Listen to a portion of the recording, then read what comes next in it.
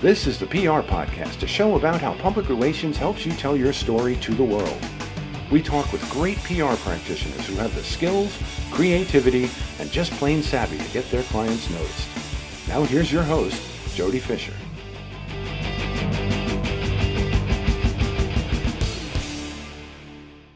Hey everyone, and welcome to the PR Podcast. I'm Jody Fisher. Thanks for joining us. I want to give a PR podcast plug this week to Angela Montefinice, Vice President, Communications and Marketing at the New York Public Library.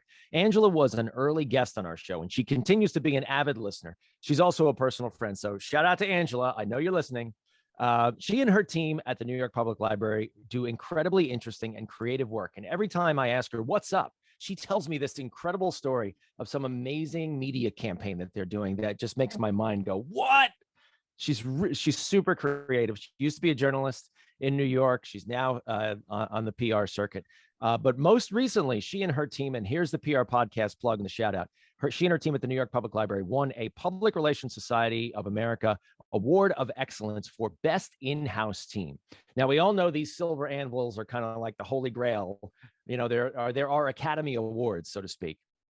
But wanted to give her a shout out on a PR podcast plug this week because she and her team do a great job. Check them out. Just Google News some of the stories that they've done at the library. They are not book stories, right? They are really cool, fun, sort of pop culture stories. I take a page from her every time I talk to her. She's terrific. And so congratulations to Angela and her best in-house team at the New York Public Library. Now, if you want a PR podcast plug, you have to ask for it, right? That means send us a DM on Twitter at the PR Podcast. We will plug your passion project in an upcoming episode. All right, enough from me. Let's get on to our guests, right into the conversation. Christie Bilbrey is a marketing strategist, brand storyteller, and owner of Stella Nova Strategies digital marketing agency. She works with clients across nonprofit, beauty, marketing, e-commerce, coaching, consulting, consumer products, health and wellness, food and beverage. How does she fit it all in? With a background in political and corporate PR marketing that includes working at the U.S. Senate and the White House, she knows what's possible when effective messaging is shared with the right audiences. The explosion of podcasts and the fact that more than half, figured out that more than half of podcast listeners consider buying from brands they discover on podcasts, led her to start her own podcast and work that into her strategy. Today, she's getting her clients booked as guests on other podcasts to grow their authority as thought leaders and their following and their sales. Christie, welcome to the PR Podcast. Thank you so much for having me. Oh, thanks for joining us. Now, what's the biggest benefit for clients who appear on podcasts? We heard it in the intro, but spool it out a little bit for us. Yeah, I think the biggest thing is visibility. And, people fight for, the trust of their audience, of prospects. And so it's a great way to fight less. I think there's less fighting that you need to do, the more visibility that you get, because you have that brand awareness, you're developing your authority, you get that trust. And while people can say, oh, you can do that anywhere. That's true. I'm not saying that podcasts are the only place, but why I really love podcasts is because they are a long story format platform. And that's very unique because most, if you look at social media or just a lot of different forms of digital marketing, you have maybe a second, maybe a couple seconds. And so it is very strange to me. I consider it a bit of a unicorn platform that, more than 80% of listeners actually tune into the full episode. And these are 30 to 60 minutes. And so it's just very interesting that with as fast paced, as many platforms as we have, that people go to podcasts and they plan to spend time. And I think part of that is because it's so portable, it's so easy, and people can do that when they're doing other things. So, you may not want to watch TikToks while you're driving down the road. It's probably not advised, but it is a good idea, or it can be great to feel like you can learn something on your drive in instead of experiencing road rage. Or if you're on the treadmill and you don't want to think about how many minutes do I have left, learn something. Or there's all kinds of people of true crime, people of humor, but people love to learn little bits. And so I think people don't mind committing the time for that reason. So that's why I think podcasts are a really unique way to connect, because what might take a ton of different exposures otherwise, you can accomplish in one single episode. That's really terrific. Yeah, I use podcasts as sort of my radio, and I have all of a Mhm. 15-minute drive between my home and my office. And little hack here, I listen to podcasts at 1.5 speed, which Oh. my wife heard it one time. She's like, "How do you listen to that?" But I grab all the news podcasts. I listen Mhm. to NPR and the New York Times and Wall Street Journal, and I sort of line them up in the morning, and that's my radio news download because I'm an old radio guy. Yeah. And that's where I grab that, and then I have the other podcasts, the long form ones that you're talking about, that I listen to in between throughout the week when I have a moment to listen here and there. Okay. But and I hear you loud and clear about the long format, and I love the fact too, and I've used podcasts as well, to get clients just that little more robust conversation about Mhm. what they want to talk about. Because on the evening news, you're right, you get that 7-second soundbite. And Sure. all that work goes into that 7-second soundbite. And it may be great that you were on XYZ channel or whatever that is, but wouldn't you love to have a 30 or a 60-minute conversation where the spotlight is all on you? Exactly. Yeah. How do you go about finding and pitching the right podcast? Because, you can look on your favorite podcast app and you see the top 10 that have millions of listeners, Sure. but there are so many others that don't have millions of listeners that still have value and might be the right fit. How do you go about it with your client? Yeah, I'm a strategy girl. I fell in love with strategy early on. I was working at McKinsey and I was like, wow, this is amazing. This should lead everything. So I love to start from there. And the very first call I have with a client is their strategy call. That's not too unusual, but that really fires me up. I love that part. And so I just love to dive into their story. I do a lot with brand stories. So I want to know, okay, what are your goals with your business? What are your goals right now? And what is your story? Because I think if you can kind of tie those together and then figure out which audience are you trying to reach, what do you really hope to do with them, then I kind of take all those pieces and I try to find where are those people already spending time. And what's funny is I like to take an approach that's more holistic. So let's say, you have XYZ business and you think, well, I want to hit that industry specifically. So I want to gear some of my efforts toward that industry. But you also have to take a look at the audience as a whole. They may tune into some of those, but what else are their interests? And so if you can also go on maybe some of the ones that people might not instinctively think of, more the lifestyle, where they can chat about a different topic that is, they have a story to tell, then they can kind of capture that audience who might not be tuning in to just the industry specific one. So I kind of try to take a wide variety just to hit that audience in as many different places as we can think of. And if they enjoy the story and the person behind it who they're learning about, chances are, like we all do, we want to know more about that person. Like, oh, are they on Instagram? What's their handle and what's their website? And so it's just, we become curious. If somebody's interesting to us, then we are going to find out more about them. So that's kind of the approach that I take. Some people, kind of like you mentioned, is it all about getting in the top 10 of a category? And I think it's really important to remember that it's not, it's great when that happens. But I've gone on smaller podcasts and it's just the right audience. And, a couple weeks after that airs, I've received emails saying, hey, can we chat about working together? So I think one thing people forget when it comes to podcasts is that if you were invited to speak to a room of 50 to 100 people at a retreat, you would be probably really thrilled. But when I say, hey, there's 100 amazing listeners who love this topic, they are diehard loyal fans of learning about this area, and people want to discount it, and they really shouldn't. So I think just to keep that in perspective, that these are real people and they're sitting and they're engaging with you, and they can become, they could become your next client. I think that live speaking analogy is a terrific one. You're right. You wouldn't turn down standing in front of 100 people to deliver your message unfiltered, why would you turn down a podcast that basically does the same thing? Yeah. Very, very smart. Very smart. Are there types of podcasts, or, I've done a little bit of this with my clients, but not a lot. You've done far more. Are there types of podcasts that you think work better, or is everything tailored to the client? I mean, how do you make the connection Between which podcasts are going to be the right fit for them? exactly? Yeah. Yeah, I think it does. It really depends on the client. It really depends on their personality. It depends on the types of stories they have and want to share, because some are like, you know what, really nothing is off limits. I'll chat anywhere where you think it's the right audience. And I'm fine going into personal, professional, whatever.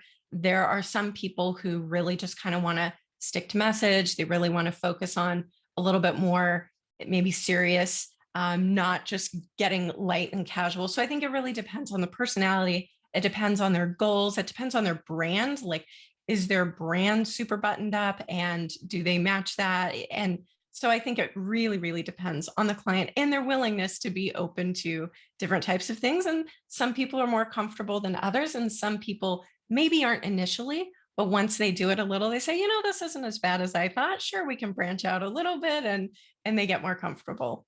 Yeah, that's with every client, right? You sort of, they do the first one and they're like, I don't know if I'm, and then as they grow, it sort of grows on them, and then they look at you one day and they go, I love doing this. Right.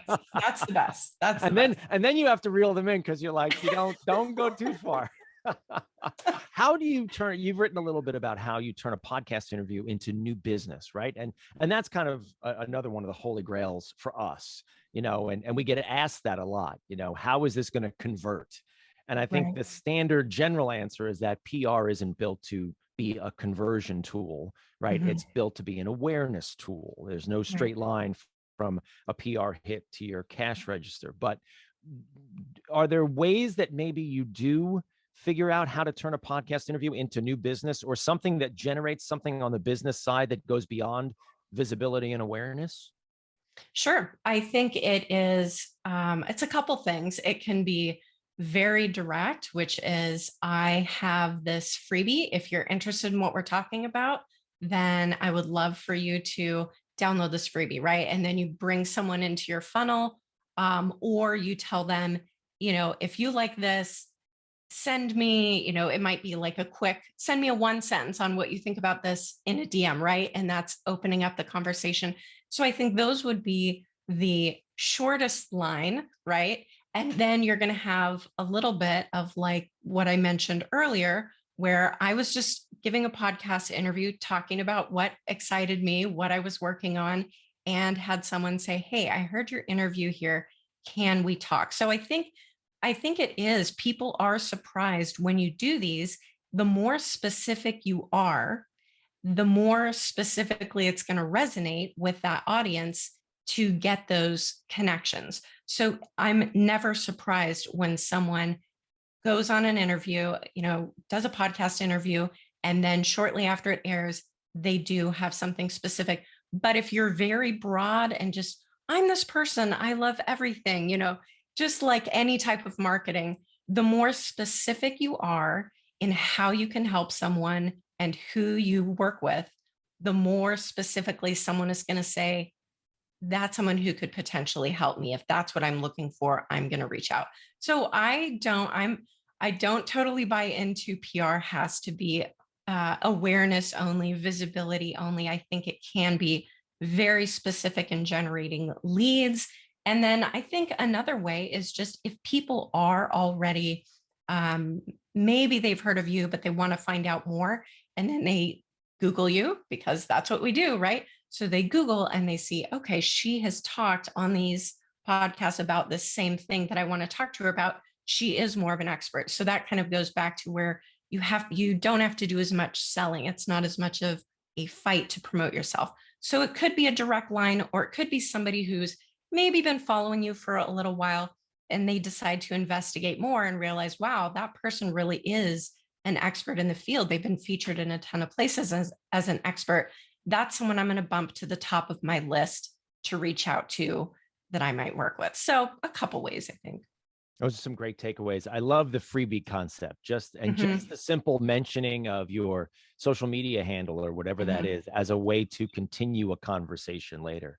And I think some clients, even though we coach them, get a little, I'll say camera shy. Sometimes it's not on camera, it's just audio, but they get camera shy and they don't say that thing that we want them to say. Right.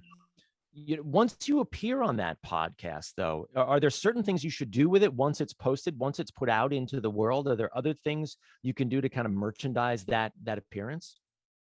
Absolutely. I think that's where we see PR and marketing go hand in hand. And so I think if you get that live link, make sure that you get the live link when it comes out from the host and tag them in an Instagram story. So you're promoting, this just went out. If you've ever wondered about this topic, make sure to tune in, and you have that link. Send it in your email newsletter.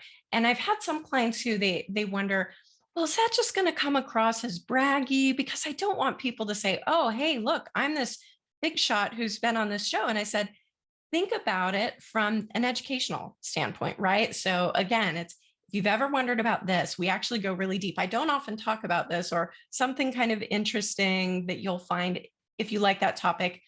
Or if you know somebody who does, please send them this link. So I think email marketing, social media, whether that's stories, posts, I think some people, they will probably, what I will do with Jody before we get off is take a quick little picture of our Zoom screen and post that in your stories to say, I'm so excited.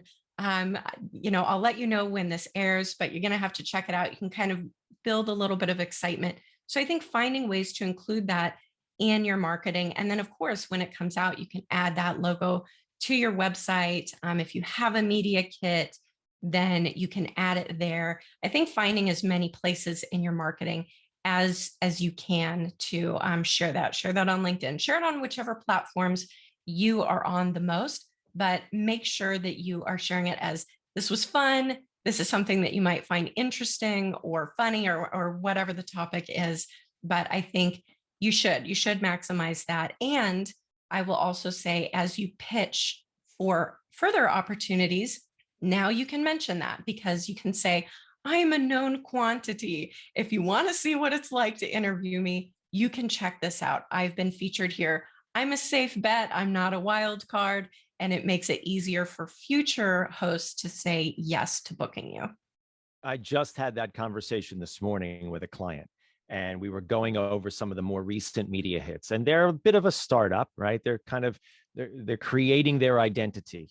And we got them a couple of quick hits in some smaller outlets, and they were like, yeah, but when are we, they were that frustration was boiling up. And I said, here's how you have to view this. And I told them that exact story that you just said, that, yes, you did this hit here. It's a smaller outlet. It's an engaged audience, but it's a smaller outlet, but that feeds the next outlet. And I've used the phrase, walk up the ladder. I right? love that. And you walk up the ladder to those outlets that, not putting the smaller ones down, but the ones that you aspire to, right? Sure. And because reporters, what do? They Google, right? When they get pitched somebody, is this person legit? They go online and they see, oh, they've been on a podcast. Oh, they were quoted in this article. Oh, okay, I'll talk to them. Fine. But if there's nothing out there about them, right? It's crickets. It's crickets. It's like, forget it. I'm not talking to this person. I need a million other people I can talk with.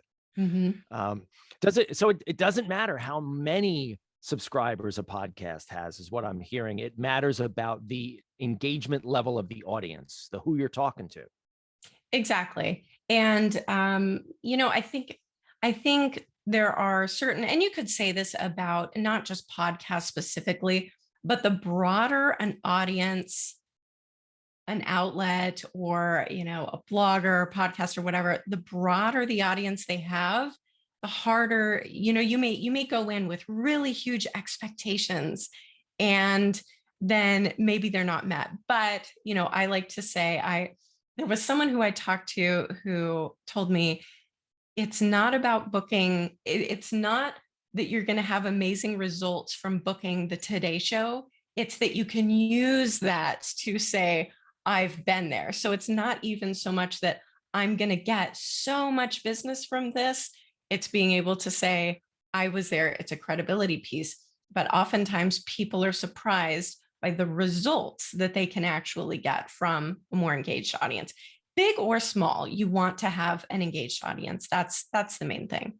For sure. Couldn't agree more. Are there any parting thoughts that you could, or wisdom that you could pass on to people as that maybe they're either starting to engage with podcasts, or maybe they've been doing it for a little while and for whatever reason they don't feel like it's working the way they think it should be working?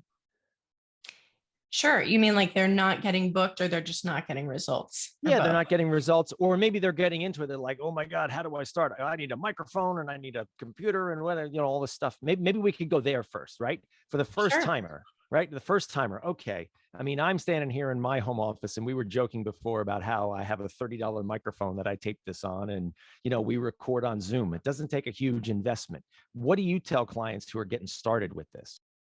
Exactly. I say start small. And that is in my freebie. As we're talking about freebies, I have some links on Amazon, tips to grow your business through podcast guesting. And it does not, you can get really inexpensive equipment that is considered professional grade, and you're going to have good quality audio.